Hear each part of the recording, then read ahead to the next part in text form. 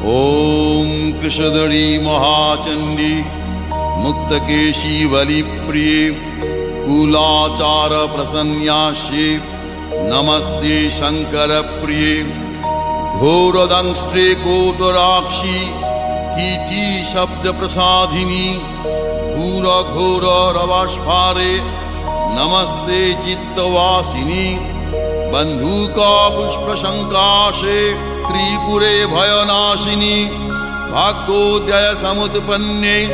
नमस्ते वरवन्दिनी जय देवी जगद्धात्री त्रिपुराद्ये त्रिदेवते भक्तेभ्य वरदे देवी महिषग्नि नमोस्तुते घोर विघ्न विनाशाय कुलाचार समृद्धये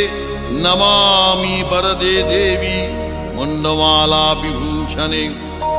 रक्तधारा